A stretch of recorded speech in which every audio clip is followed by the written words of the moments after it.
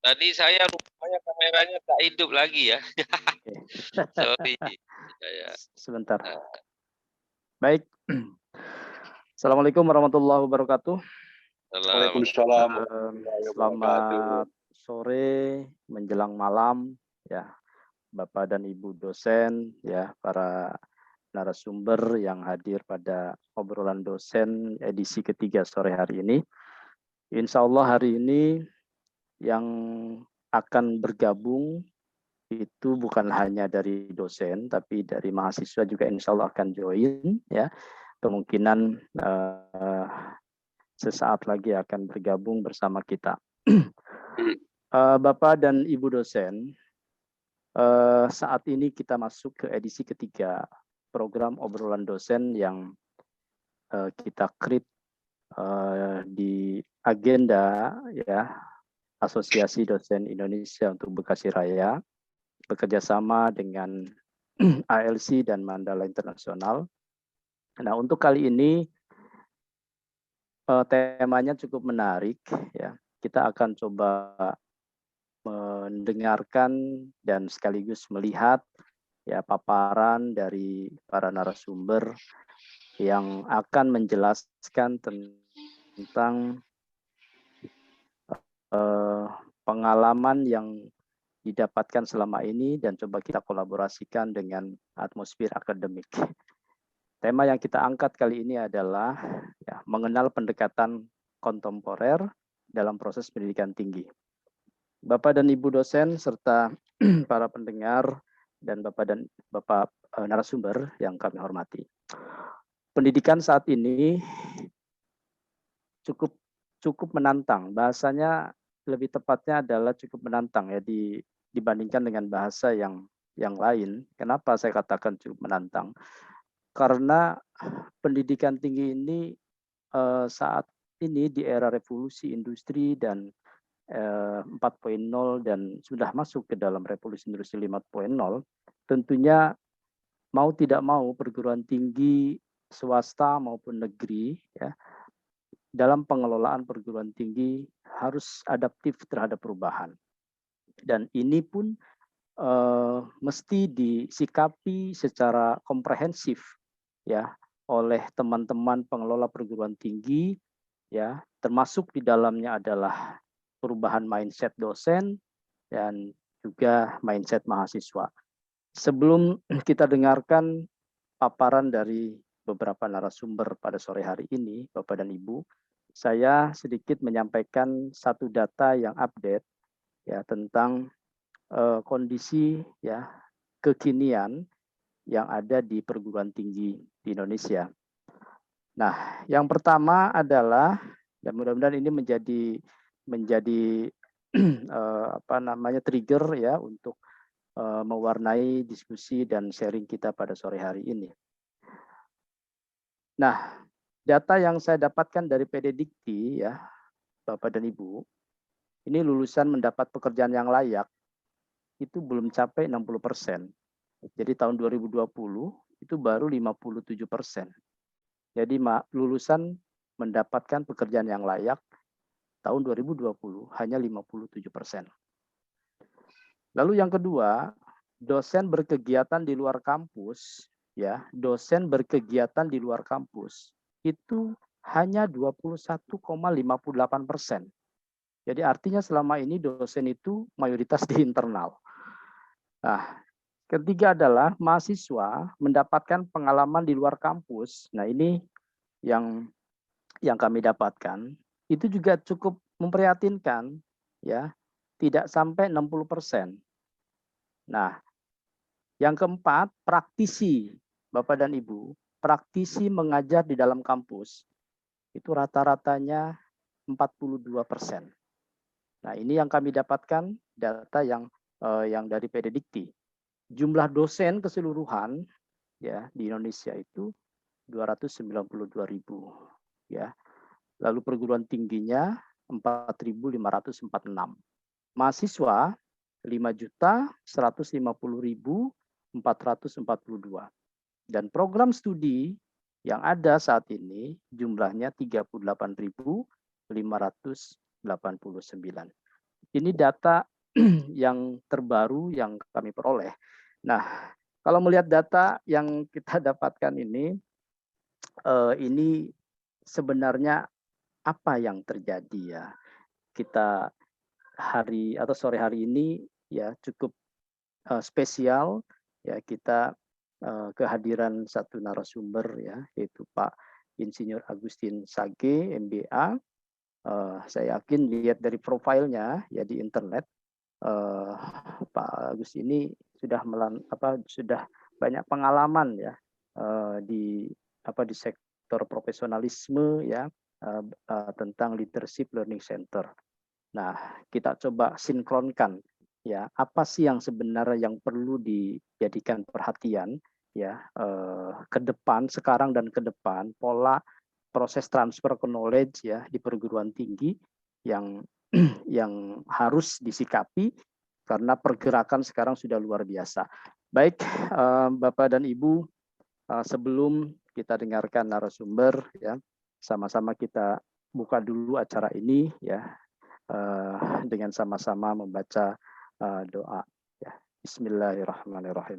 Bismillahirrahmanirrahim. Baik, sebelumnya kami dengan hormat kepada Bapak Asok Profesor Sahrul Reja ya, yang selalu mendampingi dan menjadikan acara obrolan dosen ini, beliau inisiatornya ya, untuk menyampaikan beberapa patah kata yang perlu kita dengarkan sama-sama. Silakan Pak Reja, kami Thank you. persilakan. I will talk around 5 minutes only. Because today the special guest from Campur-Campur Malaysia, Indonesia dan UK juga ya, ada Konoko Philip dan sebagainya. Therefore I talk only 5 minutes in the 5 point. Ya. The first, yang pertama, tadi kawan-kawan sangat bagus sudah memaparkan sebuah data yang terkait dengan dosen dan kinerja maupun around about it. Karena itu apa yang bisa saya sampaikan tambahan Brother Agustin dan Mas Eko, Mas Aryono dan lain-lain. Di Indonesia jumlah dosen secara keseluruhan seingat saya kalau saya tak silap itu 129.000. Jadi dengan penduduk 270 juta, dosen ini kelompok elit dalam strata masyarakat Indonesia. Karena jumlahnya hanya sebanyak itu saja. Dan untuk diketahui Indonesia termasuk negara yang paling rendah rasio antara jumlah penduduk dengan boleh dikatakan profesornya lah yang menguasai bidang tertentu. Kalau ditanya siapa yang paling besar rasio antara penduduk dengan masyarakatnya yang mendapat kesempatan pendidikan tinggi sampai dengan profesor, itu Israel sebenarnya. Anda bisa cek datanya itu. Jangan heran kalau Mesir jauh tinggal dari Israel. Jadi apa yang mau saya katakan, nomor 1 itu. Nomor 2, untuk dosen di Bekasi sendiri, Kang Wawan tadi sudah menyampaikan fenomenanya banyak orang-orang yang dulu mungkin Kang Agustin nggak ada kerjaan lain kali. Jadi karena nggak ada kerjaan lain, jadi dosen aja lah. Nah kalau begitu bisa Anda bayangkan bagaimana kita punya hutan rimba ini yang sebenarnya nggak jelas ini makhluk zoo mana, animal mana. Jadi sejak keluar Undang-Undang Guru dan Dosen, Undang-Undang Nomor 14 2005, maknanya baru 15 tahun terakhir, baru pemerintah itu sebenarnya mengakui profesi dosen itu sebagai professional workers. Undang-undangnya baru 2005, berarti sebelum 2005 pemerintah menganggap dosen itu tukang ngamen aja sebenarnya. Karena nggak ada regulasinya, ya kan? Boleh dibilang begitu lah. Nah, makanya kalau tertinggal dari Malaysia jauh jangan heran gitu loh. Jadi dalam peringkat perguruan tinggi Asia Tenggara, 10 terbaik Asia Tenggara, nomor 1, 2 itu NTU, NUS, kemudian semua seluruhnya Malaysia sampai nomor 9, masuklah Indonesia 1, nomor 10 UGM Gajah Mada. Yang lain nggak ada kelihatan lagi. Kalau yang itu di peringkat ASEAN ya. Nah, jadi itu fenomena kedua. Nah, ketiga, menyangkut di Bekasi sendiri, saya berpikir dari data yang Kang Wawan sampaikan tadi, harus kita ajak mereka untuk melakukan sesuatu secara kolektif dan kolaboratif, seperti yang sudah dirintis oleh Pak Agustin ini. Karena pada dasarnya mereka adalah education peoples. Tapi bagaimana mengcreate sebuah young generation by design untuk mengganti generasi baby boomers ini ataupun kolonial ini antara yang milenial dan kolonial ini. Jadi justru mungkin dosen-dosennya diajak membuat satu ini supaya dia invest lah dalam education juga gitu. Jadi kalau Pak Agustin ingin membuat SMP bertaraf internasional misalnya, itu dosen kenapa tidak nanti secara memegang saham atau apalah, sehingga sama-sama bisa berkontribusi secara pikiran maupun secara resource yang lain. Jadi saya ingin memperkenalkan Pak Agustin nanti selain dengan Pak Didi adalah dengan seorang ibu, Pak. Kemarin belum sempat saya sebut pada Bapak. Ibu ini suaminya mantan diplomat ya. Jadi di banyak negara, baik di Eropa maupun di Timur Tengah, suami beliau baru meninggal. Tapi ibu ini sudah umur 65-70 gitu, orang hebat menurut saya, karena dia merintis dari TK, dan TK itu anak saya dulu TK di TK dia karena TK alam. Adanya di Bekasi sini dari tol Bekasi Timur ke kanan tuh apa namanya itu yang arah ke Torik bin Ziyad itu, saya lupa apakah Mas Eko nama kawasan itu ya, saya lupa itu. Pokoknya dari Pondok Timurnya nggak jauh lah, Pondok Hijau itu. Jadi ibu namanya ini Ibu Fauzia saya lupa ada namanya. Jadi beliau sekarang sedang merintis SMP kalau bisa tingkat internasional karena dia kan sering di luar kan. Nah, dulu motifnya membuat sekolah gara-gara di depan dia itu ada sekolah punya Kristen. Kapan ya saya bisa punya sekolah? Itu dia mimpi itu sekitar 15 tahun yang lalu. Sekarang dia sudah punya SD, sudah punya SMP, dan ingin di-upgrade. Nah, mungkin nanti bisa kita jumpa itu. Itu yang ketiga. Yang keempat, hari ini kita ingin mendengar sebuah pengalaman baru atau sebuah ide baru, Kang Wawan, yang saya kira nanti recorded ini bisa kita share ke semua member of ADI Community and Network, sehingga mungkin akan ada episode keduanya ataupun ada chapter keduanya terkait ini. Dan terakhir, karena di dekat rumah saya ada daun sirih, maka saya akhiri dengan daun sirih, daun kayu. Terima kasih, thank you. Sudah 7 menit, sorry ya. Thank you Pak Reza. Terima kasih. Ini kalau Pak Reza sambil move di kendaraan, jadi Kang Wawan silakan di cockpit behind. Oke. Saya akan naik mobil, saya dengar di mobil ya. Oke. Terima kasih Pak Reza. Oke, selamat datang Mas Alvan. Ini Mas Alvan ini adalah mahasiswa KIP kuliah dari Banten. Ya, beliau sengaja saya undang untuk join ya. Biar obrolan kita ini bukan hanya didengar oleh dosen saja, tapi juga mesti didengar oleh mahasiswa, karena tidak bisa dipisahkan ya, berbicara akademisi, berbicara 3 komponen.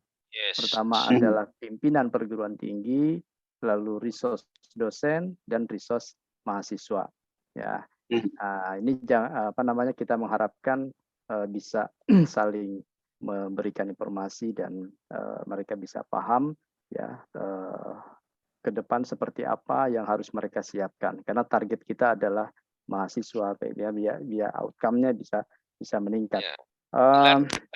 Sorry Kang Wawan, biar sedikit, bila perlu Adi ini bersama Pak Agustin pengalaman kita mengcopy program Pak Anies Baswedan Indonesia Mengajar, kan I see. mengirim semua lulusan luar negeri ke seluruh pelosok Indonesia Iya, untuk mengenal negeri mereka. iya, Jadi apa tidak nanti Adi dengan iya. lembaga Agustin dan Kang Eko ini adalah Baik. mahasiswa mengajar ke pelosok Bekasi. Berarti berapa Ya. jauh ya? Berapa jauh? Baik, terima kasih Pak Reza. Nanti insya Allah mudah-mudahan itu terwujud. Pak Agustin, sebelum kami persilakan untuk menyampaikan pengalamannya, kami informasikan Pak Agustin, benar tadi yang disampaikan Pak Reza, ya kami ada satu ada satu hal yang di lapangan terjadi keganjalan pikiran kami ya. Salah satunya adalah begitu banyaknya program pemerintah yang digulirkan beberapa tahun terakhir dalam bentuk bantuan kuliah ya. Salah satunya program KIP kuliah ya. Yang tiap tahun terus meningkat besarannya yang diperuntukkan untuk mahasiswa tidak mampu seluruh Indonesia. Dan di samping lain juga mereka mendapatkan uang saku ya yang cukup besar lah ya untuk ukuran mahasiswa ya sebagai biaya untuk akomodasi dan lain sebagainya. Itu per bulan. Nah, tapi kenyataan di lapangan kadang program ini kalau tidak ada yang mengawal, inisiatif untuk mengawal ya ini sulit untuk mencapai target yang diharapkan. Apa maksudnya? Makanya kami beberapa kali 2 tahun terakhir ini mencari resource anak-anak pedalaman yang punya potensi untuk meneruskan kuliah, tapi mereka terhambat oleh akses informasi dan juga terhambat oleh kultur budaya lingkungan setempat yang seolah-olah kuliah itu sesuatu yang tidak mungkin, ya. Sehingga ini perlu ya kita ini ya sebagai akademisi ya bisa membantu pemerintah dalam hal mencari resource anak-anak pedalaman. Kami tahun 2003 Pak Agustin, maaf 3 tahun yang lalu maksud saya, itu mendapatkan satu anak muda ya dari daerah pedalaman Pandeglang ya. Dan sekarang mendapatkan beasiswa di kampus Bekasi dan alhamdulillah sekarang sudah lulus dan dia sekarang aktif sekali di organisasi kemahasiswaan. Artinya daerah pedalaman yang kita anggap mereka tidak bisa adaptif di perkotaan, justru mereka kalau kita tepat mengarahkan dan itu sudah kami lakukan. Nah, untuk tahun ini Pak Agustin, kami melakukan juga di Banten. Kenapa di Banten? Kebetulan saja saya asli Banten, ya. Jadi saya sekalian meng-hire ya, dan salah satunya Mas Alpan ini dengan teman-temannya ya kita arahkan kuliah di salah satu perguruan tinggi di daerah Banten dan kita kawal. Nah, harapan kami mahasiswa yang KIP di dari satu wilayah ya kita bisa kolektifkan. Jadi mereka itu kita arahkan ya kita pantau sehingga konsepnya melihat dan dilihat. Mahasiswa merasa diperhatikan ya, bukan hanya dapat beasiswa tapi juga kita bisa melihat juga potensi mereka. Nah, jadi ada take and give. Nah, ini yang akan kita lakukan. Mudah-mudahan apa yang disampaikan Pak Reza itu bisa sinergi ya konsep yang dulu dilakukan oleh Anies Baswedan. Baik, Pak Reza dan Bapak sekalian, saya tambahkan satu informasi ini yang sangat prihatinkan ya di pendidikan tinggi kita. Itu adalah program studi yang berstandar internasional itu cuma 5,3 Pak Reza, ya 5,3%. 5,3 ya. Iya, terus kelas yang kolaboratif dan partisipatif ya itu tahun 2020 itu cuma 38%.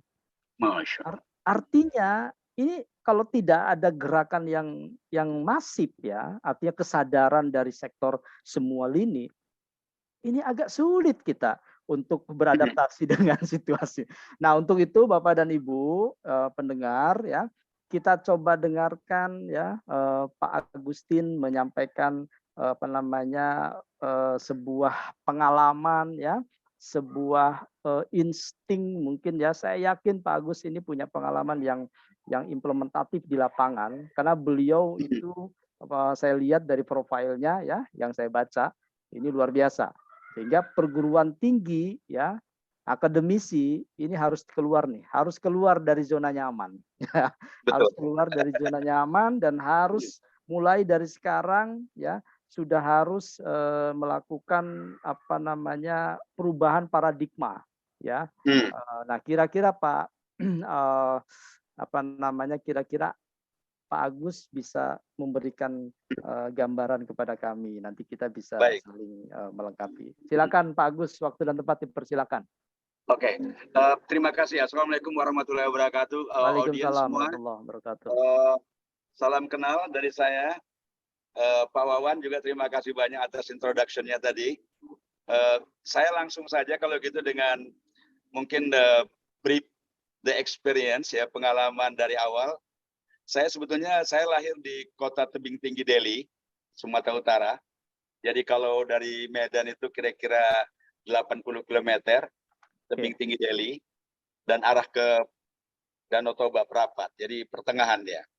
Dan dikatakan sekarang kalau apa orang ke sana jalan tuh kulinernya Kota Lemang. Kota Lemang itu apa namanya ketan yang dimasak di dalam bambu. Dalam bambu. Dan itu biasanya dimakan pakai durian. Kalau pada musim durian itu sangat lezat sekali. Itulah kota saya. Pakai rendang juga boleh. Pakai rendang juga enak itu. Masya Allah. Saya dibesarkan di sana sampai SD. Kemudian saya besar di Medan. Saya gabung dengan Mobil Oil. Pada waktu itu Mobil Oil ada di Aceh. Pak Reza tahu itu, kampung Pak Reza di Lok Sumawe. Yes, tapi saya dapat beasiswa kebetulan pada saat itu. Scholarship program dari technical training program dari Mobil Oil itu saya ikuti. Saya kebetulan gabung dengan anak-anak Acenis ya, anak-anak Aceh, dan saya dari Sumatera, ada kira-kira 10 orang dari sekian banyak 60 orang. Nah, kemudian setelah saya mengikuti pendidikan technical training program itu pada tahun 78 saya ke State. Saya dapat beasiswa dari training itu. Saya ambil mechanical engineering karena memang jurusan itu yang ditetapkan oleh Mobil Oil pada saat itu dari graduate dari SIT tahun 1981. Kemudian saya kembali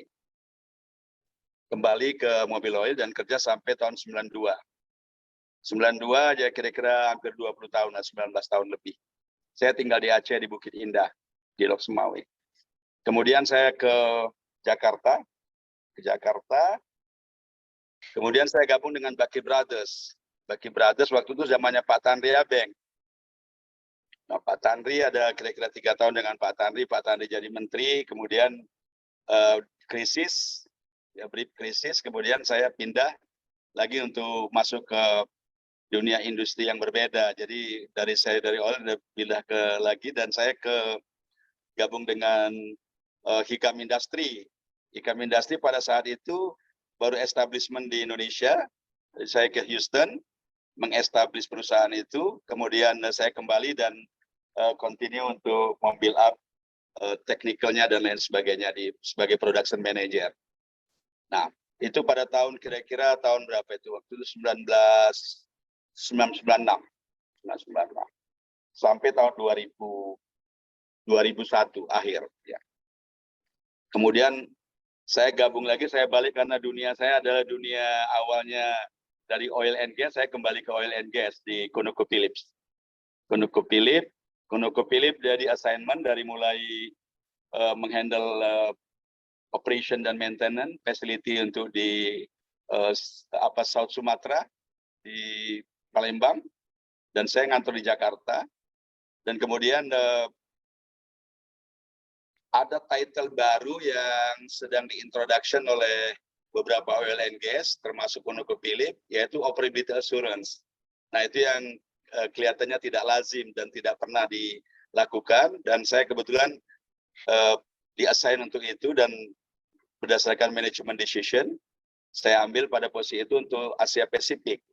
Nah, kemudian mengerjakan pekerjaan itu dari Jakarta untuk South Pacific, termasuk India, Thailand, China, dan Australia. Nah, dengan itu saya memegang posisi itu. Sebetulnya pada saat 2012 itu saya sudah pikir sudahlah tidak usah bekerja lagi, dalam arti kata mungkin sampai akhir pensiun. Pensiun ternyata tidak juga.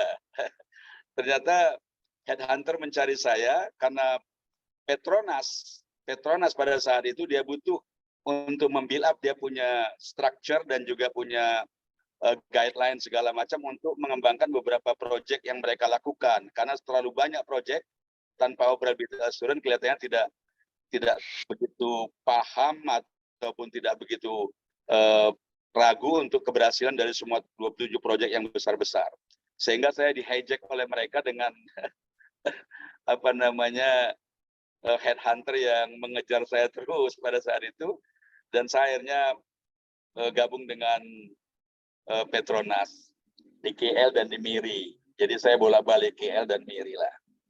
Nah, saya sana kira-kira 3,5 tahun, hampir 4 tahun.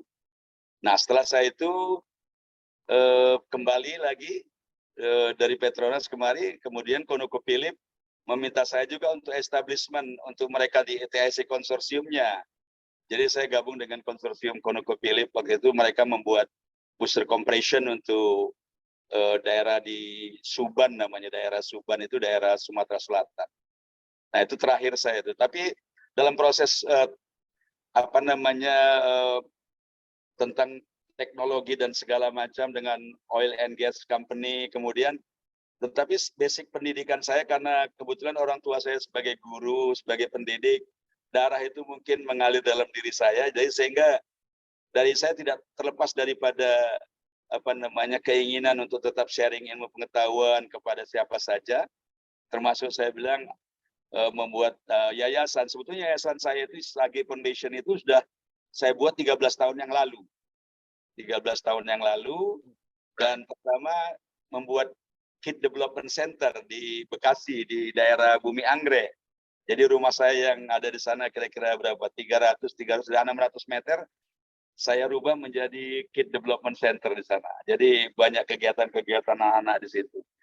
Tapi dalam arti kata Slage Foundation bergerak dalam beberapa sisi sebetulnya. Jadi dalam pertama itu Kid Development Center itu yang sudah berjalan, kemudian nanti akan ada SMP, SD, SMP, dan seterusnya.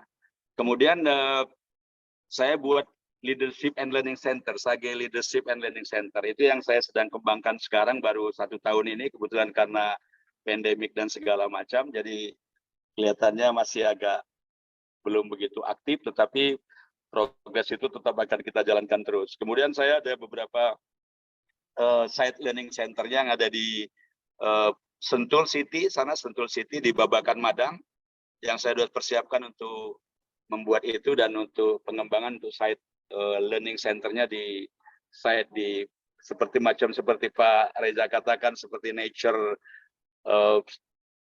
pendidikan yang alami dan lain sebagainya. Memang sesuai kali kalau memang di sana kebetulan tempatnya itu agak sedikit di atas bukit dan quiet.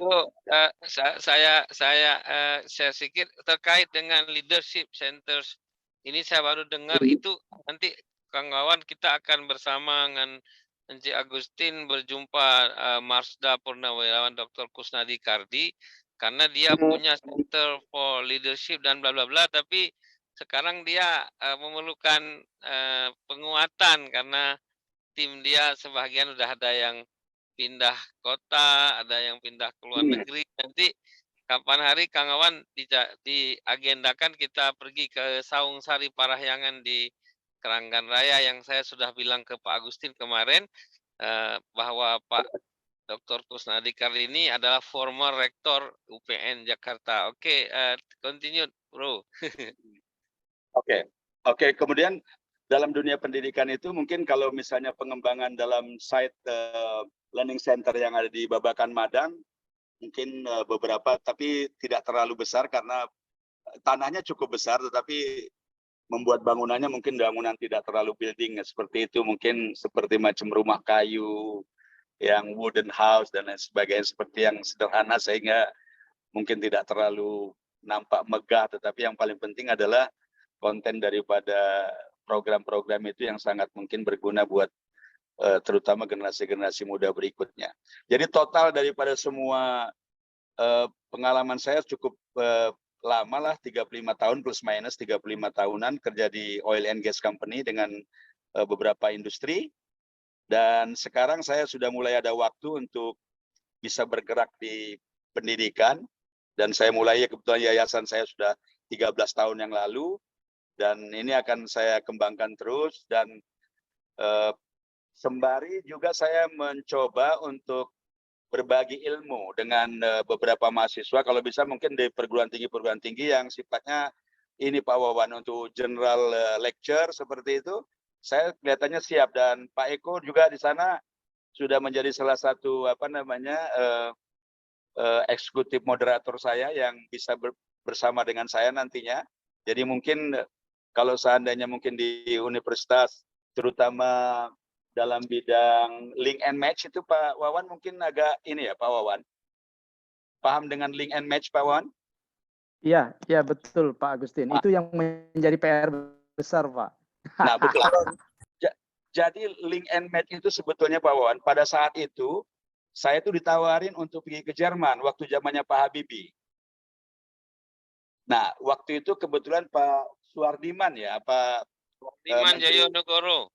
Betul, Pak Suhardiman jumpa dengan saya, kebetulan pada saat itu link and match waktu saya di Alfa-Laval, saya membangun beberapa anak-anak, saya develop untuk mereka menjadi technical skill untuk yang tamatan STM waktu itu. Dan kebetulan bicara sama expatriatnya pada waktu itu ke Jerman, saya bilang, kalau begitu kamu yang pergi ke Jerman untuk pergi ini. Oh, saya bilang tidak bisa pergi ke Jerman karena saya banyak kerjaan di sini yang tidak mungkin saya bisa tinggalkan. Jadi cerita begitu, saya bilang, kenapa kamu mengerti tentang link and match? Karena ya kenapa tidak? Saya bilang, untuk technical training program pada saat mobil oil itu betul-betul link and match. Sehingga orang-orang yang tamatan di situ bukan hanya bisa hanya teorinya saja, tetapi punya practical application dan semua skillnya itu cukup mumpuni.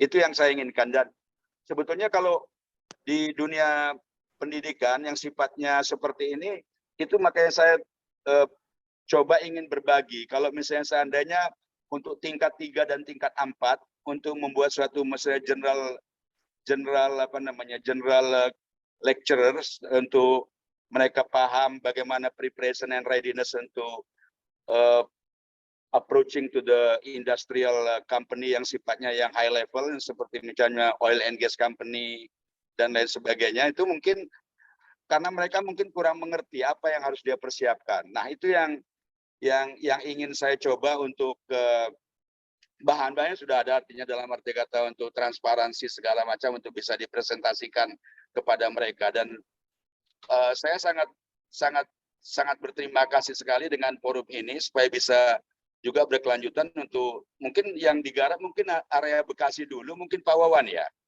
Mungkin begitu. Nah, Pak Wawan mungkin bisa juga memberikan istilahnya guideline, guidance dan segala macam untuk bisa memulai kita, karena pandemik sudah mulai berakhir ini kan. Jadi ada link and match untuk mereka, apa-apa yang mereka jadi mungkin bisa tanya jawab. Mungkin untuk tingkat 4 dan tingkat 3 yang mungkin mereka sudah mulai harus tamat, mereka harus ready dengan apa yang mereka harus siapkan gitu, preparation-nya.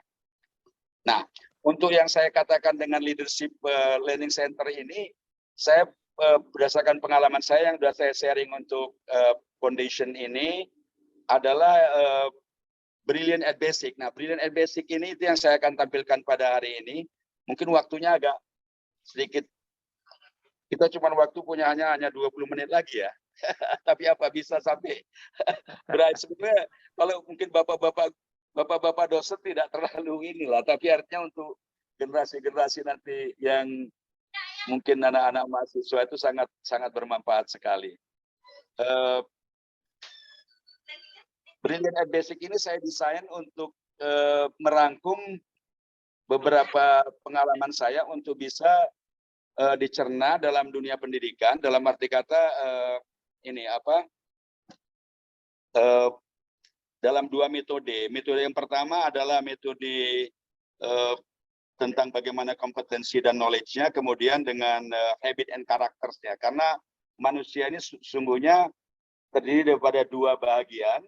Yang pertama adalah skill dan knowledge, kompetensinya, tapi kalau tidak punya kepribadian dan personal habit dan karakter yang bagus tidak bisa akan bisa lebih baik. Oke, silakan.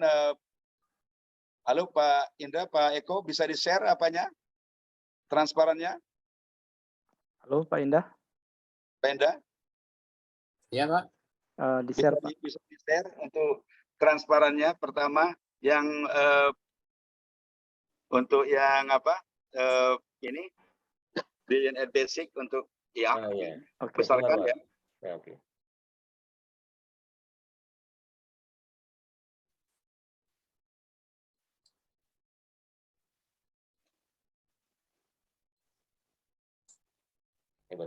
Oke.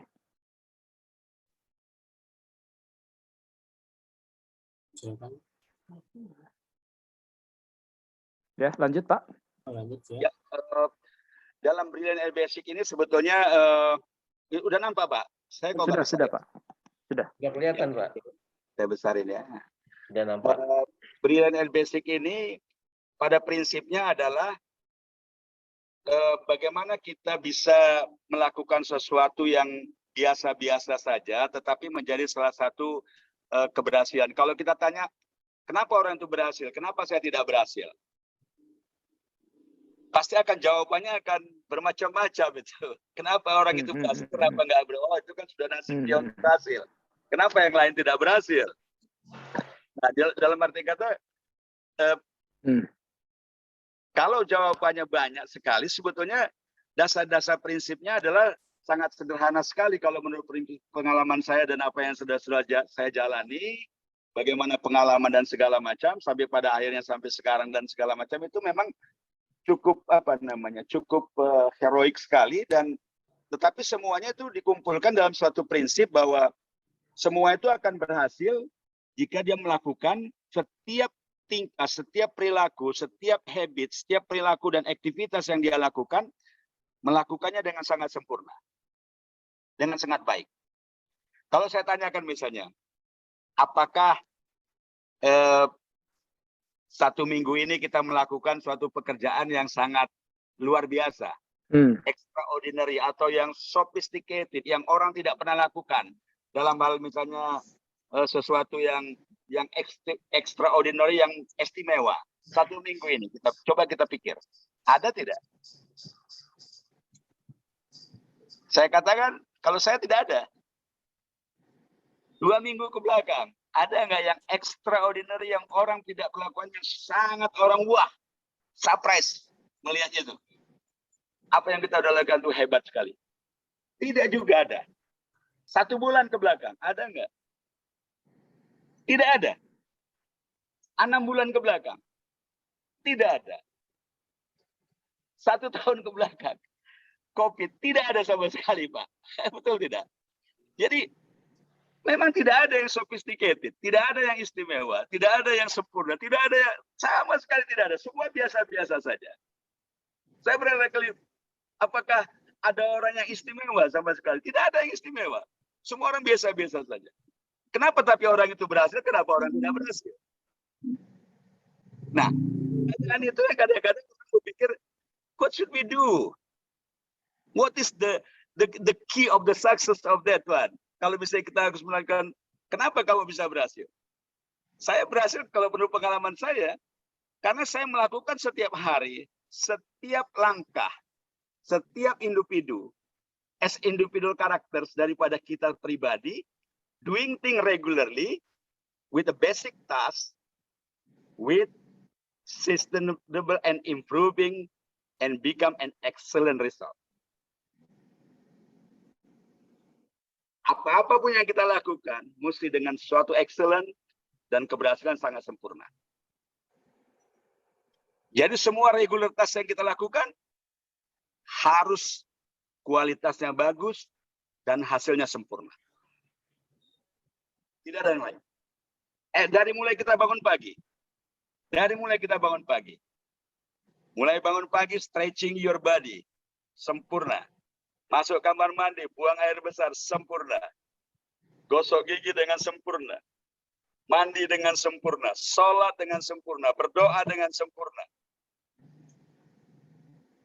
Sarapan dengan sempurna. Say hello to your wife, to your brother, your sisters dengan sempurna. Tidak ada yang tidak sempurna. A repeated activity. Suatu repetition activity, tapi dengan sempurna. Give smile to everybody. Don't feel so hard. Tidak harus hati yang murung dan segala macam. Every day should be happy. Dengan kesempurnaan. Itu kuncinya sebetulnya. Nah, tapi konsep-konsep seperti itu dipahami sangat sederhana, tetapi sulit untuk bisa melakukan. Kenapa sulit? Karena tidak menjadi kebiasaan. That is become the easier if you become to habit. The habitual, ini yang paling penting. Mendarah dagingkan kalau orang kita bilang. Untuk kesempurnaan itu. That is the key. Nah, dalam introduction, ini conducting regular untuk shared activities eventually will be a brilliant and basic. Next.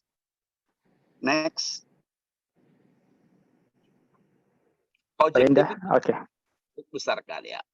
Objektivitas dengan mengikuti ini akan menjadi suatu pengerti dan suatu optimization dalam kita menjadi mindset kita dan application dalam kehidupan kita. Menjadi habit in life.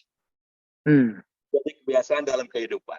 Nah, ini penerapan seperti ini, seperti yang Bapak Wawan katakan, anak-anak dari pelosok pun, kalau dia secara konsisten dan sustain dengan habitual melakukan sesuatu program ataupun kebiasaan hidup dia seperti ini, insya Allah dia akan berhasil. Insya Allah. Orang belum bangun pagi, kita sudah bangun pagi. Sebelum sholat subuh, kita sudah bangun sebelumnya. Orang tidak berdoa, kita sudah berdoa. Kalau dia kerja di kampus misalnya, atau dia apa segala macam, dosen belum datang, dia udah duduk di dalam kelas. Iya. Sederhana, itu yang saya lakukan. Saya anak desa yang sama sekali bukan anak besar atau anak orang yang hebat, tidak. Tapi itu yang saya lakukan. Jadi saya sering secara pribadi. Nah, itu saya tularkan juga dengan anak-anak saya. Insya Allah anak-anak saya 3 semua sudah mapan dan semua sudahlah. Tapi nanti kalau saya ceritakan nanti waktu mungkin di kampus mungkin perlu juga harusnya sehingga bisa sharing dan apa segala macam. Tapi di sini itu kuncinya. Nah, kan saya siapkan sesuatu untuk memudahkan itu adalah membuat suatu brilliant and basic toolkit. Jadi garis besarnya aja Pak Wawan ya, kita cuma 10 menit lagi nih. Begini, coba lihatkan yang ini kan nanti bisa baca, tapi nanti kalau misalnya ada presentasi lagi segala macam, tapi kita nanti bisa ulang lagi dalam basicnya ini. Next. Nah, ini dia. About the line. This is the behavior of work. Perilaku kita bekerja. Saya menciptakan ini dalam arti kata below the line and above the line. Tentang behavior ini, perilaku ini. Bapak-bapak sekalian. Nah, kalau kita melihat the behavior perilaku kita dalam mengerjakan aktivitas atau suatu kita, orang berpikir kalau above the line, Bapak bisa lihat saya nggak? Saya kalau tunjukkan nggak bisa ya. Memang susah juga. Above the line artinya perilaku kita melakukan suatu pekerjaan atau aktivitas. Pertama harus mempunyai tanggung jawab 100%. 100% responsibility. Jadi kalau orang katakan mengerjakan itu bukan bagian saya, forget it. Artinya dia akan jatuh kepada below the line. Perilaku dia, behavior dia adalah below the line. Kalau tanyakan kepada mereka semua, apakah mereka ingin menjadi above the line atau below the line? Pasti akan menunjukkan, oh saya suka kalau gitu above the line. Tetapi apakah dia punya satu tanggung jawab 100% enggak? Dengan pekerjaannya. Orang yang tidak sadar bahwa dia melakukan sesuatu, kadang-kadang dia tidak bertanggung jawab dengan 100% apa yang dia kerjakan. Artinya perilaku dia below the line. Self love artinya untuk mencintai dirinya sendiri, sayang kepada dirinya sendiri. Kenapa harus sayang kepada diri sendiri? Kalau dirinya sakit atau dirinya tidak berbuat sesuatu lebih baik dari apa segala macam, he lose his own body. Dia harus mencintai sendiri, self love. Baik itu pekerjaannya, ya kan? Baik itu kesenangannya dan segala macam itu harus dia cintai. Iya kan? Yang ketiga itu harus apa dia bilang? Choices. Dia punya pilihan. Kalau dia tidak banyak pilihan, satu pilihannya dalam kehidupannya sangat rutin dan tidak pilihan banyak. Nah, kemudian dia harus ada opportunities dan kesempatan ya. Opportunity. Kalau dia tidak opportunity, kesempatannya dia terbendung dan segala macam, dia tidak akan nice. Kesempatan itu harus ada kenaikan pangkat, kenaikan gaji, motivation, dan lain sebagainya, membuat dia lebih indah dalam bekerja. Tetapi kalau orang yang berperilaku below the line, itu pertama, orang yang suka denial aja. Menyangkal saja kerjanya. Menyangkal setiap saat. Apa saja dia sangkal. Tidak punya positive thinking ya. Ya kan, salah aja semuanya. Tidak ada yang baik. Kemudian selalu blaming the game ya. Selalu memblaming orang. Ini itu orang. Dia nggak pernah salah. Orang lain yang salah. Iya kan? The blaming. Problems. Selalu menciptakan problem daripada solve the problem. Selalu problem. Kalau hidup dalam membuat suatu problem, dia akan hidup dalam keadaan problem. Mati pun dalam keadaan problem nantinya. Suka drama cycle. Kenapa drama cycle? Karena orang yang drama cycle itu adalah orang yang selalu membuat suatu kekacauan saja. Selalu mendramatir dan segala macam. Tidak fokus dengan apa yang dia harus lakukan. Oke? That's brilliant and basic. Bisa tunjukkan Pak Eko you run this one the show, right? Adi, Pak Ya, Ida. cut-nya, coba tunjukkan cut-nya. Kartu ya Pak Adi. Ya, kartunya. Can show the cut, both below the line and above the line, the card. Open up the card. Bukan, cut. Cut-nya yang itu. Yang kemarin ya, yang sebelumnya. Iya, the cut. Cut-nya, below the line and above the line. Kartu namanya itu. Bukan, cut. I make it Atau the yang cut. kayak kartu. Yang kemarin, yang seperti kemarin. kartu ini yang saya tunjukkan Yang ini. sebelumnya. Next slide aja. Ya itu kelihatan. Iya Pak. This is the cut. See this one? Ya itu kelihatan Pak. Kelihatan. Kelihatan? Kelihatan. Okay. Iya Pak. This is the above the line. It is the line. So the behavior and the characters orang yang above the line ini dia. Tapi Yeah. kalau below the line ini dia. Below the line.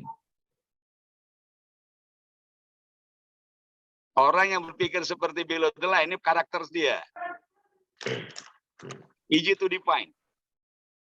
Kalau dia above the line, ini dia perilakunya.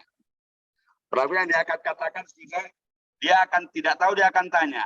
If you do not understand, he ask the question. Don't quiet. Kebanyakan mahasiswa itu selalu tidak tahu, tapi dia diam saja. Tidak nanya. Alhasil pada suatu saat nanti ujian dia nggak tahu. Yang kedua, listen. Harus mendengar dia. Mendengar dan kemudian dia harus belajar dari pendengaran itu. Ya, that's right. Besarkan Pak. Below the line. Below, above the line. See, above the line. This is the card. This is the card. All right. Listen. That means he's listening. That means he starts studying. Kemudian he learn something from what he heard. Dia akan mendengar dan akan belajar dari apa yang dia dengar. Setelah dia tahu dan paham sesuatu, dia tidak ragu-ragu dan tidak maksudnya pelit atau stingy to share to other people. Kalau dia udah mengerti sesuatu ilmu, dia harus share kepada orang. untuk orang lain bisa mengerti apa yang dia katakan. Kemudian dia harus change the habit. Perilakunya harus berubah dari setiap saat ke setiap saat untuk melakukan yang terbaik. Seperti ini. Nah, dengan kita punya perilaku seperti ini, di kehidupan itu below the line ini, tapi janganlah below the line ini sangat mengerti, boleh dilihat apakah dia selalu mendinai, mendiver sesuatu, oh ini bukan saya, selalu mengkritik tapi tidak membangun, ya kan? Menjustifikasi itu tapi dengan sesuatu yang on the wrong direction, memblame sesuatu dengan kesalahan orang lain dan segala macam, defensif, membela diri, tidak mau membuka diri tapi defensif, tidak menutup kemungkinan dia tidak akan berhasil dan segala macam karena dia defensif, tidak mau buka diri. Orang begini perilakunya adalah below the line. This is a part of the characters. Okay. We have another 5 minutes to go. Nah, kemudian show us for the toolkit. Brilliant Basic Toolkit. Yang semua satu kelompok saja, yang nomor berapa itu? Yang ada gambarnya semua ya.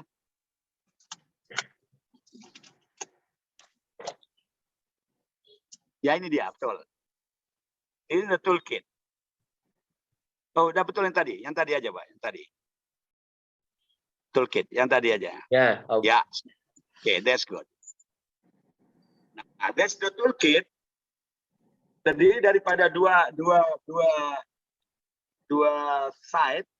Side pertama kita bicara soal kompetensi, knowledge dan lain sebagainya. Yang side yang berikutnya adalah kita bicara soal bagaimana efektivitas kita bekerja.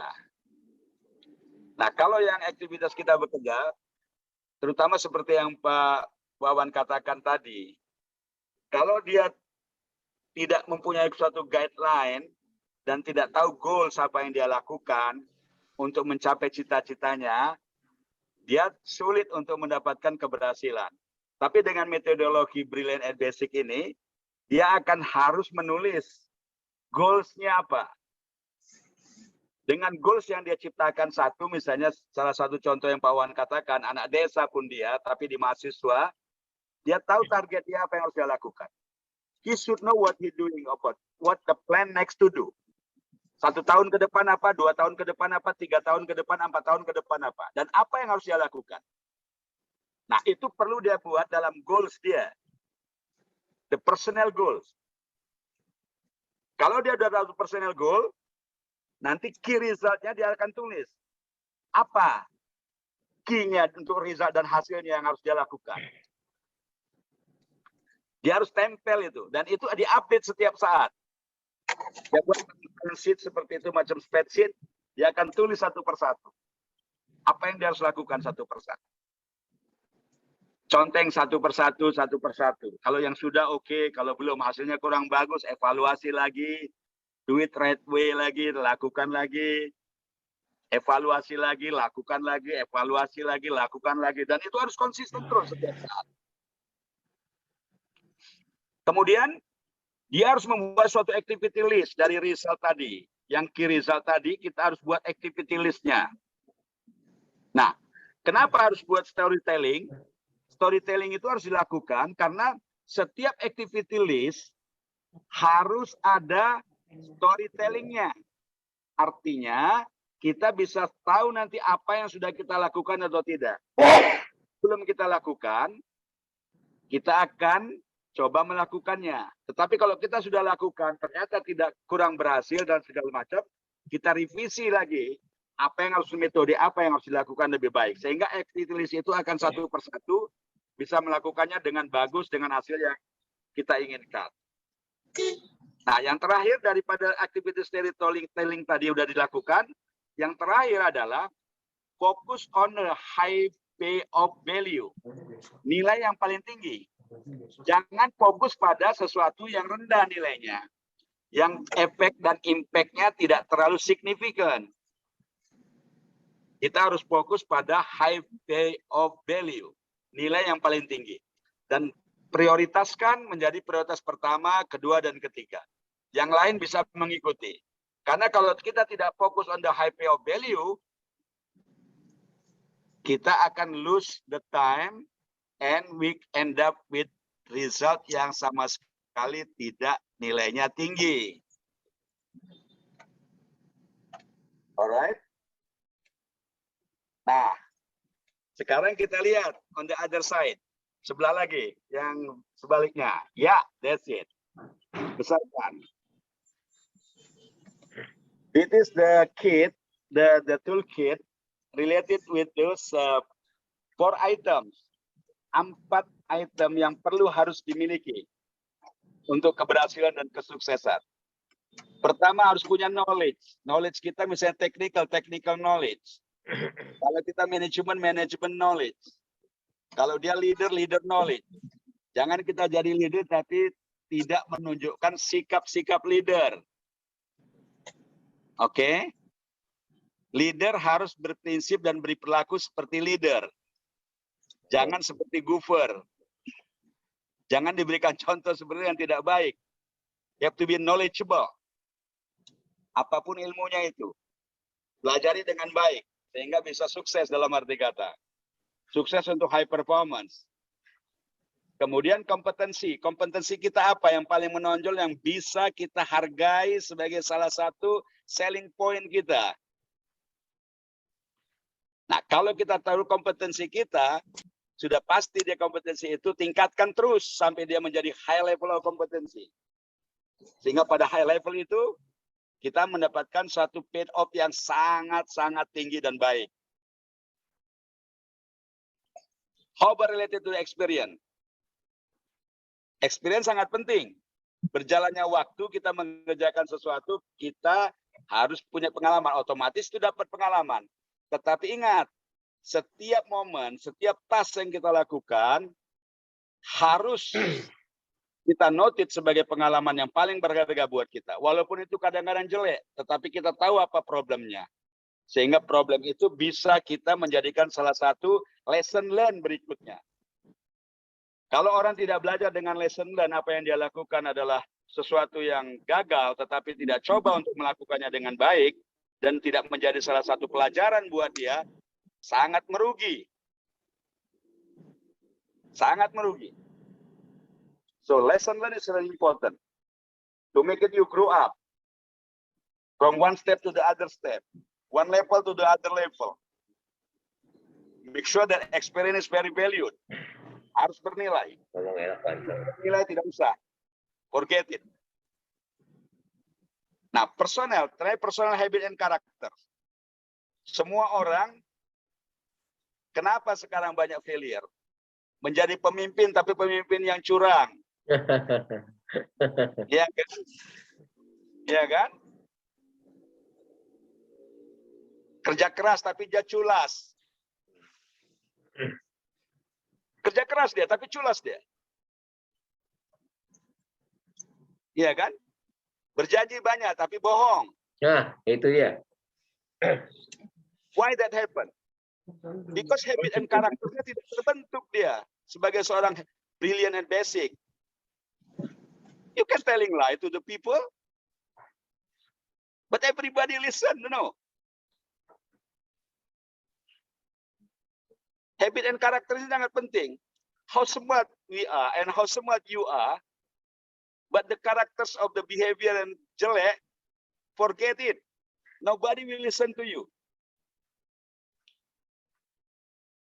Even you make it a lot of work, but you cheat somebody.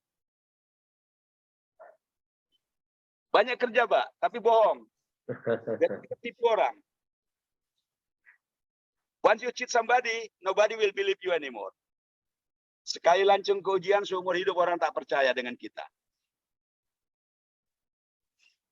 Alright? Nah, kemudian dengan kita mencoba behavior dan perilaku kita untuk mencari feedback dari 4 tadi, Ya, berikutnya yang 30-60 degrees feedback. Ya, Dewan. Besarkan. Good. Pinter nih Mas. Ya. Nah, 360 degrees feedback is very important. Tidak orang mengatakan saya paling baik di atas dunia ini atau I'm good person, I'm the excellent person. I will be great, you know. Somebody is not great, I'm the only one. Masih belajar gini. Wah, itu bangga diri namanya kan. Memuji diri sendiri membuat kita lebih baik, ya kan. Tidak bisa begitu. Ini harus ada 360 derajat feedback dari orang lain yang menilai kita baik atau tidak. Knowledge kita benar-benar ada bagus atau tidak, ya kan, experience kita betul-betul memenuhi atau tidak, ya kan, bicara kita benar atau tidak, kompetensi kita mumpuni atau tidak, ya kan, habit and karakter kita betul-betul mencerminkan sesuatu yang punya karakter dan habit dan perilaku dan moral yang baik atau tidak. Nah, ini kita minta dari atasan kita, bawahan kita, dan kolega-kolega yang sesama dengan kita. Sehingga bisa memberikan input kepada kita. Is the external dan internal evaluation pada diri kita. Sehingga kita tahu persis di mana posisi kita sesungguhnya. Nah, kita lihat berikutnya adalah risetnya. Next, risetnya. Yang riset, sampingnya. Next. Riset. Next, result. Result, knowledge, experience, result. This one yang yellow ya, result. Ada?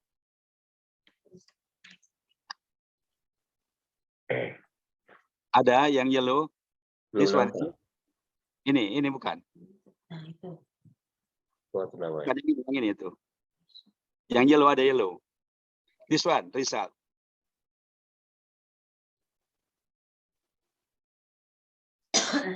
There you are. Next, yeah. Yellow. The yellow one, yeah. Is it? This one, is it? Next here. Yang ini. Terus sini. Ada. Terus geser.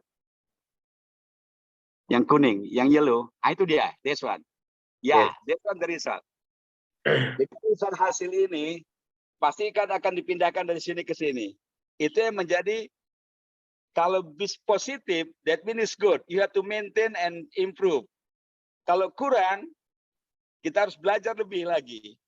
Tidak apa-apa, orang memberikan feedback kita sesuatu yang benar, misalnya kurang baik, it's okay, you accept it.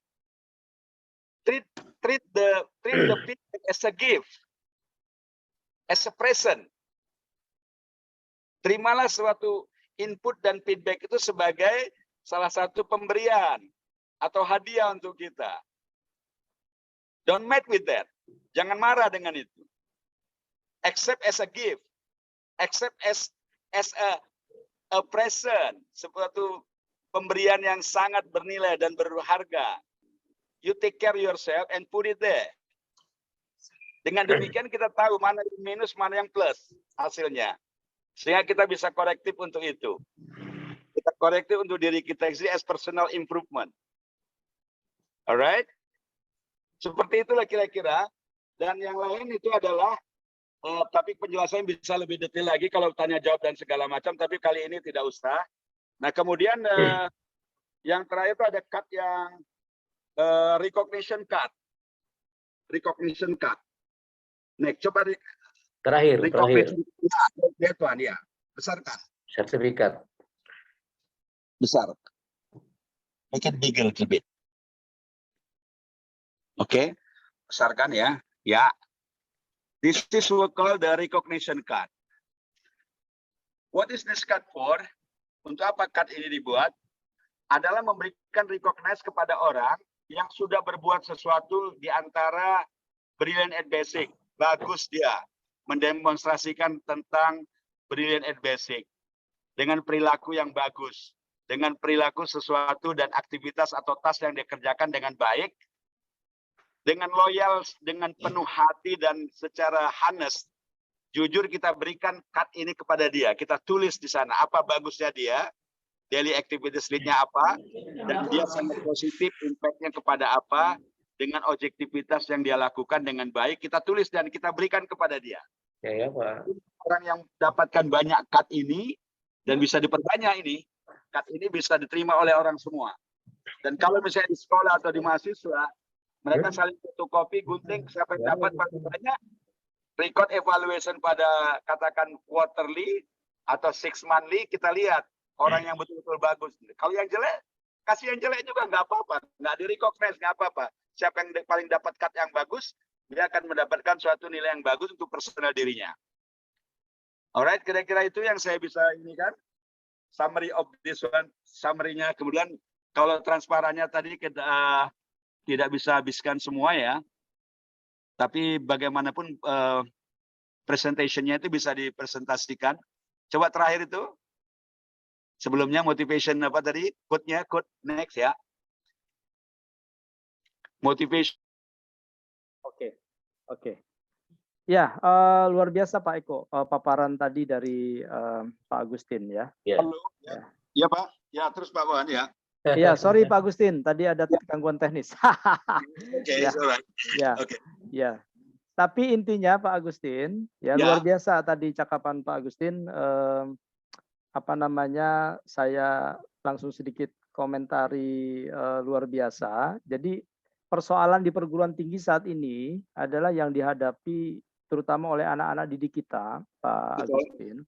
Itu dan saya tidak tahu yang salah yang mana, tapi kelihatannya ini adalah perlu dibuat sebuah perubahan yang holistik ya, termasuk di dalamnya kurikulum ya, di dalamnya kurikulum, lalu di dalamnya juga bagaimana mengarahkan mahasiswa itu bukan hanya pengajaran saja, tapi tadi Pak Eko sudah sampai, Pak Agus sudah sampaikan tadi ya, harus di spirit. Nah, yang terjadi ya Pak Agustin dan rekan-rekan dosen ya, yang dihadapi di lapangan ini terjadi adalah miskomunikasi yang luar biasa ya. Jadi positioning dosen ini bagi mahasiswa adalah hanya sebagai menyampaikan materi ya by kurikulum ya, tapi setelah itu tidak ada. Jadi karakter buildingnya tidak dibangun. Nah, betul. apa yang terjadi Pak Agustin ya, yang terjadi di lapangan ini yang menjadi kemirisan kita bersama ya, bahwa hard skill-nya bagus tapi soft skill-nya yang menjadi persoalan. Betul. Ya. Sehingga mahasiswa mayoritas banyak yang curhat, saya yakin juga ke Pak Haryono juga ada yang curhat, ke teman-teman yang lain juga ada yang curhat sebagai dosen ya. Mahasiswa malah setelah lulus dia bingung mau adaptasi di lapangan seperti apa itu Pak Agustin. Monggo closing statement Pak Agustin. Ya. Sebetulnya itu yang saya rasakan. I've been trying to been working for some industry, baik itu di Mobil Oil, Exxon Mobil, ConocoPhillips, ya kan, Hikam Industri dan juga di Petronas. Walaupun yang tamatan misalnya dari ITB atau UGM yang saya hire ya, memang mereka dari universitas yang recognize lah. Tetapi bukan berarti bahwa yang tidak recognize itu tidak bisa masuk. Bisa saja kalau dia punya skill dan kompetensi yang betul-betul mumpuni. Saya pernah coba, artinya anak yang biasa-biasa saja dari universitas yang biasa ya.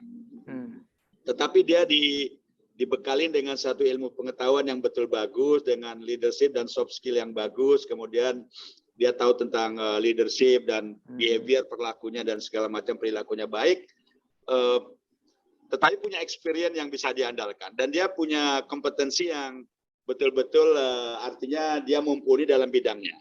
Jadi nggak mesti harus dari ITB atau dari UGM atau dari tamatan luar negeri misalnya kan, tidak mesti itu, tetapi mesti dia tahu apa-apa yang harus dia persiapkan. That's the basic requirement. Itu makanya dalam link and match nanti pingin saya coba untuk, saya udah buatkan transparannya, nanti bisa di-share ke mahasiswa-mahasiswa juga. Bisa nanti kemudian dari guideline itu mungkin kita bisa susun lagi seperti macam selabusnya apa dan segala macam apa. Paling dia pemikiran-pemikiran itu udah ada gitu Pak. Betul, artinya, betul. Jadi walaupun anak-anak Bekasi ini, kenapa anak Bekasi tidak bisa masuk ke oil and gas company atau suatu industri-industri yang levelnya tingkatan high class, kemungkinan peluang itu ada. Kenapa? Saya ada tebing tinggi Delhi yang dari jauh dari sana, dari kampung yang dulunya tidak memungkinkan bisa.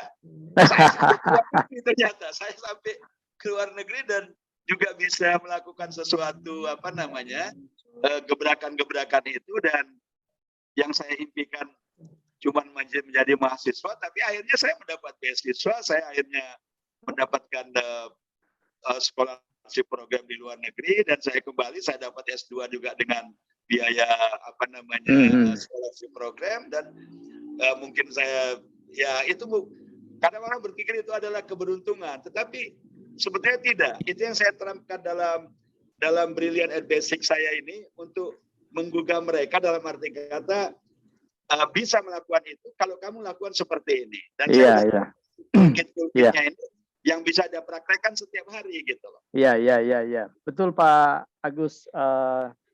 Apalagi sekarang dengan kebijakan pemerintah ya Pak Agus ya, tentang perguruan tinggi, ini ada kebijakan Merdeka Belajar, Kampus Merdeka, MBKM ya. Nah, berarti kurikulum yang tadi dijelaskan oleh Pak Agustin ini mesti di-match-kan nih dengan kurikulum yang ada. Ya? Oke, Pak Agustin, kita coba Pak Haryono, bisa dengar suara saya Pak Haryono? Bisa. Oke, Pak Haryono, coba 2-3 menit coba tanggapan Pak Haryono ya. Ini beliau salah satu dosen yang aktif juga Pak Agustin untuk mendorong mahasiswa agar punya confidence yang luar biasa ya, tidak hanya terjebak oleh rutinitas kuliah. Kalau saya boleh tahu Pak Haryono di dosen di mana Pak Haryono? Saya di STMIK Bani Saleh, Pak. Oh, STMIK Bani Saleh. Tidak mengapa, nanti pada suatu kalau misalnya berkenan, misalnya ada sesuatu misalnya saya sudah saya lakukan ini ke yayasan Pak Eko, yayasan Cendikia apa? Cendikia. Dengan manajemennya dan juga terakhir dengan guru-gurunya berapa? Kita buat berapa session itu? 4 session terakhir ya Pak? 2 hari ya? 2 hari. Iya, 2 hari. Ya, 2 hari. Nah, manajemennya 1 hari, berarti 5 session ya. Iya. Nah, kalau kenapa tidak kalau misalnya berkesempatan untuk itu, I try to accommodate my time for this is the time for me to share the knowledge, the experience, what I have to all the people. Ini kesempatan lah. Dulu saya nggak ada waktu, sekarang saya ada waktu. Waktu banyak. Iya. Kenapa tidak? Why not? Iya, betul Pak Agustin. Ya, Pak Haryono, model pembelajaran ya Pak Haryono saat ini tadi sudah dipaparkan secara detail, walaupun masih banyak presentasi yang ingin disampaikan oleh Pak Agustin karena waktu terbatas, tapi secara garis besar kita bisa menangkap esensinya ya, bahwa sudah saatnya sekarang ini ya, kelihatannya paradigma proses belajar mengajar itu harus berubah sesuai dengan situasi dan tuntutan saat ini. Betul. Nah, Pak Haryono apa yang Pak Haryono bisa sharing ya 1-2 menit coba Pak Haryono bisa share ke kami. Ya. Oke, terima kasih. Ini apa yang dipaparkan sama Pak Agustin ini menarik sekali. Bahkan saya juga sebenarnya kepengen nih, tapi saya baru berdiriin yayasannya nih. Kegiatannya belum. Oke, terkait sama kampus, memang kalau merubah secara drastis kan kemungkinan sulit ya. Tapi mungkin dari kegiatan-kegiatan pembelajaran di kampus, kita sharing knowledge-nya, kita informasikan bahwa kita punya yayasan nih yang dipimpin Pak Agustin bergerak di bidang ini, mereka kita tarik ke dalam kegiatan yayasan kita, atau dibalik, kita justru mendatangi kampus untuk memperkenalkan apa yang kita lakukan terkait kegiatan yang Pak Agustin punya nih. Boleh. Itu mungkin bisa dilaksanakan seperti itu. Bisa dia tarik, mereka kita tarik ke lokasinya Pak Agustin, mereka tambahkan waktu untuk belajar lagi selain belajar di kampus, atau kita menuju kampus dan mereka siap menerima kita, kan gitu. Betul. Ibaratnya Yayasan Pak Agustin go to kampus lah misal gitu. Oke. Tapi yang akan banyak jalan menurut analisa saya adalah dari kampus ke tempat Pak Agustin. Kenapa? Karena mahasiswa akan menentukan, akan memilih sendiri untuk melakukan kegiatan bersama yayasannya Pak Agustin, dibanding kita menjejali, istilahnya kita langsung datang go bla bla bla, informasi kepada ketua yayasannya, ketua rektornya, kepada yang memangku di kampus, tetapi satu kelas mahasiswa belum tentu tertarik, atau tapi mungkin intinya, karena ketidaktahuan mereka tidak tertarik. Pak gitu. Haryono, intinya mahasiswa ini sangat penting ya ditekankan pemahaman tentang goal ya, lalu karakteristik. Betul. Yang utama tuh mereka harus mengenal dulu apa kegiatan kita, Pak. Contoh, di dunia kampus kan sudah ada kewajiban, contoh mata kuliah entrepreneur, mata kuliah kewirausahaan. Tetapi mereka merasa ini mah kewajiban mendapatkan ilmu ini. Tetapi kalau pas kita informasikan bahwa kita untuk menjadi wirausahaan yang hebat, yang keren, yuk gabung ke sini, itu akan beda rasanya gitu. Dan itu sebenarnya memang arah ke audisional pendidikan seperti yang Pak Agustin sampaikan ini, wah banget gitu loh. Maksudnya si mahasiswa yakin pasti tertarik dengan edukasi dan leadership. Tadi namanya tuh keren banget deh. Ya, thank you Pak Haryono. Ini adalah perkenalan awal kita ya. Insya Allah nanti kita bisa kopdar ya untuk karena ini benang merah sudah ketemu nih ya. Pengalaman Pak Agustin di luar sana ya, pengalaman yang didapatkan yang luar biasa ya, dari perusahaan ke perusahaan, lalu dari negara ke negara ya, antar negara ya kan. Dan ini penting bagi mahasiswa dan juga dosen ya.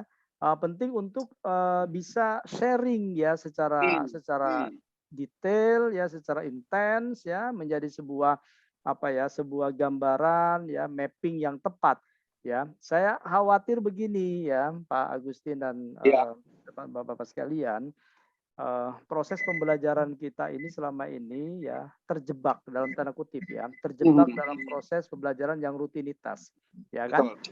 Setelah belajar ya keluar kampus ya, keluar kelas ya sudah, bukan urusan saya. Iya, betul Pak, kan? Itu, yang dikejar adalah IPK-nya tinggi ya kan. Nah, ini pada saat mahasiswa kita pada saat lulus ya melihat dunia nyata ya terbelalak matanya ya kan. Beda banget dengan apa yang ada di dalam kampus. Sehingga tadi Pak Agustin link and match-nya jauh dari sasaran. Hanya jargon aja kan gitu. Oke, Pak Eko bisa menyampaikan sedikit tambahan Pak Eko. 2 menit Pak Eko. Terima kasih. Assalamualaikum semuanya. Terima kasih. Waalaikumsalam warahmatullahi wabarakatuh. Saya sebenarnya duduk di sini agak ragu karena saya memang bukannya profesor, bukannya dokter. Sama Pak, sama. Iya. Ya biasanya kalau Pak hari ini beliau tukang makan nih Pak Agustin. Dia ini juara makan Pak. Dia pengurus ini Pak, anggota ketua apa ya namanya? Apa Pak Har? Saya banyak ketua sih, tapi diantaranya Serikat UMKM Nusantara. Oh ya, luar biasa. Ada juga di sekjennya IMB, Entrepreneur Muslim Bekasi. Betul. Ada juga di Japnas. Tergantung mau pakai baju apa. Saya barusan webinar se-Indonesia dari Astelindo, Asosiasi Telekomunikasi Indonesia. Oh, luar biasa. Luar biasa. Ya, itu bagian makan apa Pak Har? Yang bagian makan apa namanya? Ini apa namanya? Katanya dari network kita akan mendapatkan keberkahan. Makanya saya bentuk jaringan dulu nih. Oh gitu. Amin. Ya. Mudah-mudahan sih ada kesempatan buat kita bisa duduk bareng Pak Agustin ya. Dalam satu hari, apakah buka puasa bersama misalnya. Entah di mana itu kan kita mengundang teman-teman yang terlibat di sini. Agar saling mengenal lebih dekat lagi gitu Pak Hari ya. Amin. Sehingga setelah Lebaran bisa bikin acara yang lebih gebiar. Bisa kita undang di mall atau di mana biar supaya bisa menikmati sajian ilmu yang luar biasa dari Pak Agustin itu Pak Wawan. Ya, betul. Apalagi Pak Agustin asli Bekasi ya, tinggal di Bekasi ya. Wah, ini sangat bahasanya sangat ironi kalau tidak kita sharing lebih dalam ya untuk Kota baik. Bekasi ya minimal ya, Kota Ya, kabupaten ya. Nggak usah terlalu jauh lah Pak, saya nggak terlalu muluk-muluk, tapi yang penting mahasiswa yang ada di Bekasi ini paling tidak katakan misalnya yang ada di sini Universitas apa? Unisma mungkin. Bayangkara, ya. Bayangkara. Kemudian apa? Bayangkari apa? Ya. Hanya Terus Pak ada 70 perguruan tinggi di Bekasi dan Kerawang bisa kita rangkul Pak. Mantap. Jadi kalau misalnya ada topik Pak Riono, dua topik. Pertama topiknya tentang Brilliant Basic ini merupakan salah satu pembelajaran dalam arti kata untuk meningkatkan kualitas dalam arti kata soft skill, dan juga dia bisa tahu tentang kompetensi skill dan juga bisa tentang habitual dan karakter ya. Itu satu ini. Nah, kedua tentang link and match. Link and match itu saya coba untuk sebetulnya apa preparation yang sudah ada dalam arti kata yang kurikulum yang sudah ada saya tidak tahu karena saya belum masuk ke dalam melihat kurikulum yang sudah ada. Tetapi paling tidak the readiness of the student yang sudah mau tingkat akhir, tingkat 3 dan tingkat 4 itu dia tahu persiapan the readiness untuk mencapai sesuatu posisi di mana dia akan inginkan untuk apply pekerjaan, apa mau menjadi wira swasta dan segala macam, ada suatu pilihan. That's a part of the choices and the opportunity. Tetapi ingat, kalau dia tidak ready, by now he will lose. The time is close, gitu loh. Jadi saya tidak mau kalau mereka itu dalam arti kata dalam waktu yang ada, tetapi dia tidak membuat suatu persiapan yang target on the spot yang kita inginkan. Itu katakan misalnya seorang mechanical engineer apa yang harus dia kuasai? Kalau anak teknik misalnya, dia akan bingung nanti dia. Apa ya Pak katanya? Waduh, kamu jangan apa? Kamu mau jadi apa? Ya kan bingung dia Pak. Seorang mechanical engineer, kamu mau apa? Kamu mau jadi mekanik orang banyak jadi mekanik. Iya. Kan? Saya akan tanya begitu. Nah, kalau udah tatap muka seperti itu, dia katakan, Pak apa ya Pak? Kamu tahu nggak saya jadi mechanical engineer itu seperti apa? Kalau mau jadi misalnya QC itu seperti apa? Kalau kamu mau jadi operation itu seperti apa? Ya. Kalau mau jadi seperti misalnya kamu sebagai seorang marketing itu seperti apa?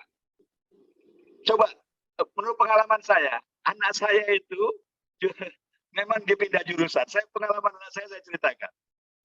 Dia masuk sekolah bagian international study, program international study di Unpad Pajajaran, karena dia nggak mau masuk ke UI karena abangnya semua di UI. Karena abangnya semua di UI, dia tidak masuk di UI, dia masuknya di Unpad, tetapi bagi international study. Mestinya dia jadi diplomat. Wah, begitu tamat dia, begitu masuk ke Deplu, mau di-assign ke Korea, dia tidak mau. Dia decline. Saya bilang, Lisa, why are you doing this? No, but I don't want to go to Korea. Jadi apa yang harus kamu lakukan? Kamu itu, sekolah kamu diplomat, tetapi kamu tidak mau jadi diplomat. Kenapa kamu tidak mau jadi diplomat? Enggak lah Pak, kalau jauh segala macam. Enggak mau atau segala macam, tidak mau itu. Nanti repot katanya. Hanya dia switch. Nah, switch berarti kamu di mana nanti switchnya? Nah, switch itu yang berat Pak. Nah, itu yang butuh mentoring dalam arti kata, apa potensial dia saya gali dan saya mentoring setiap saat. Nah, itu berjalannya dengan waktu dalam 3 bulan saya mentor terus untuk dia bisa switch dari apa ke jadi marketing dan seperti macam merchandising dan segala macam. Apa yang dibutuhkan di sana. Saya buka buku, saya lihat di belajar sini. Oh, ini bukunya Pak, ini begini-gini. Dia switch itu. Ya dia belajar dengan cepat. Itu yang dikatakan accelerated learning. Gitu. Accelerated learning. Nah, itu yang harus dilakukan bagi anak-anak mahasiswa dengan accelerated dan mentoring. Seperti kamu 3,5 tahun itu bisa jadi engineer Pak di luar negeri. Kenapa orang sampai 4,5 tahun atau 5 tahun jadi engineer?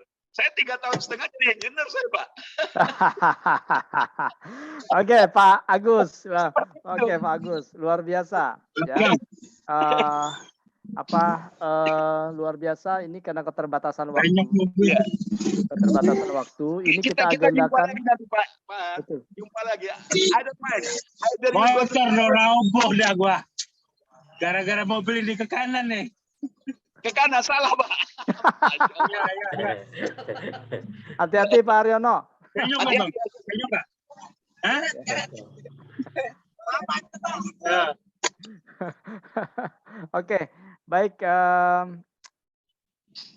Sebentar, Ya. saya betul ya, kasihan Pak Haryono. Oke, baik.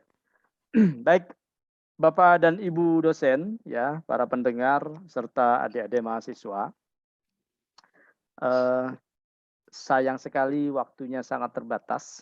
Ya. Ya, Betul, Pak. ini wajib ini kita harus kopdar dengan Pak Agus, ya. Kapan Pak Wawan kira-kira Pak Wawan? Insya Allah Kapan, bulan Pak Wawan? Ramadan ya kita Bogor, agendakan ya? Pak, ya. Oh ya. Kita Insya Allah. agendakan betul, kita I sharing. will, I'm ready for sharing anything for the Oke, rest thank of you. my life. Don't worry. Ya, memang persoalan yang kita hadapi ini memerlukan strategi dan memerlukan waktu yang tidak sedikit, ya. Iya. Apalagi persoalannya kalau sudah mengakar, ya. Jadi tadi disampaikan oleh Pak Agustin, ya, betul sekali Pak. Kemarin saya mengisi di salah satu radio swasta, ya, tentang SDM Pak, ya, Iya. tentang SDM. Saya sampaikan bahwa yang dihadapi mahasiswa sekarang, mahasiswa dan dosen, ya, dalam hal ini ya pengajar dengan mahasiswa, objek mahasiswa, dan juga stakeholder yang lain, ya. Betul. Ini ada 3 hal, ya. Pertama adalah dia mendapatkan skill, berarti dengan kuliah, dengan sekolah, dengan training, ya kan, itu satu. Yang kedua, ya, setelah dia lulus, ya, pada saat di lapangan ternyata keilmuan terus dinamis, ya, mau nggak mau harus ada upskill. Betul. Ya kan, Betul. upskill. Nah ini masih relevan. Nah, yang terjadi tadi sama yang contohkan Pak Agustin terhadap anaknya, nah ini tidak semuanya bisa nih Pak Agustin, ya. Banyak mahasiswa pada saat dia lulus, ya, dan dia merasa pada saat pertengahan semester, pertengahan tingkat dia merasa salah jurusan, tetap jalan terus, ya, dan tidak termonitor, termapping. Waduh. Nah, yang terjadi Pak Agustin adalah mau nggak mau mereka harus mereskill, ya, Betul. mere-engineering skill. Nah, ini terjadi kebuntuan sehingga yang terjadi di lapangan adalah, ya, si mahasiswa yang sudah lulus ini saya sampaikan begini karena banyak kita amati, ya. Pada saat lulus, ya, mereka malah makin stres Pak Agustin. Waduh. Nah, ini tugas siapa, ya kan? Betul. Tidak juga kita bebankan kepada anak didik kita. Malah dalam anekdot saya Pak Agus, ya, sebuah lembaga pendidikan yang terbaik, ya, itu adalah sebuah lembaga pendidikan yang inputnya tidak bagus, ya, tapi menghasilkan output yang luar biasa. Luar itu dia. Nah, ini ya yang kita inginkan. Tapi proses di dalamnya tidak mungkin berhasil kalau tidak melibatkan pihak eksternal. Betul. Ya? Nah, betul sehingga sekali. kurikulum ini perlu dikombinasikan dengan kurikulum seperti yang tadi Pak Agustin sampaikan. Betul. Ya kan? Kenapa? Kalau tidak dilakukan, ya, yang masuknya KW4 nih, sorry saya sampai KW4 misalnya, ya, keluar bisa KW7. Jadi kita mencetak garbage in garbage out gitu, ya. Yang masuk sampah kok keluar sampah. Nah, sehingga teman-teman dosen yang mendengar obrolan kita ini yang kalau kita perhatikan apa yang dipaparkan oleh Pak Agustin dan diperkuat oleh teman-teman narasumber yang ada, ini PR besar kita bersama, ya. Anak didik kita ini perlu di mapping, ya, mulai dari semester awal, ya, perlu di mapping. Nah, perlu di mapping. Pertanyaannya siapa yang mau mapping, dengan metode apa pemappingan, ya. Jangan sampai ada beberapa mahasiswa merasa salah jurusan, maju terus sampai lulus. Ini sama saja kita membiarkan anak-anak didik kita ini, ya, membiarkan anak didik kita punya gelar, ya, tapi malah menjerumuskan mereka. Nah, jadi ini Pak Agustin yang kita hadapi di lapangan, sehingga tidak heran saat ini terjadi yang dinamakan dengan pengangguran ya tingkat sarjana. Ya, Betul. tidak aneh, tidak aneh. Saya Betul. melihatnya tidak heran. Kenapa? Proses di dalamnya ini yang perlu. Nah, ini dari sisi dosennya pun harus ya Pak Agus ya. Iya, betul, Ya kan? betul. Jangan Harus sampai juga kita giring juga ke mahasiswa. Dari sisi dosennya ini jangan sampai dosen itu ya, menghemat kami ya, jangan sampai dosen itu terpaku pada satu fungsi, yaitu fungsi Betul. pengajaran. Justru dosen saat ini itu harus ada di 5 fungsi atau istilahnya 5 OR. Ya Pak Agus ya, yang kami dapatkan dari LL Dikti paparan minggu yang lalu.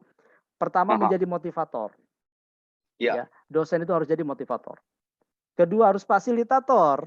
Fasilitator. Ya? Nah, yang ketiga katalisator. Betul. Yang keempat inovator. Betul. Ya. Dan yang kelima adalah dosen itu harus jadi mentor. Nah, jika ini tidak Pak Agustin, ya saya sepertinya pesimis ya kalau tidak kita buatkan semacam konsep yang terintegrasi, ya kita akan menghasilkan hal yang sama seperti hal-hal sebelumnya. Seperti itu. Betul, betul. Oke, baik.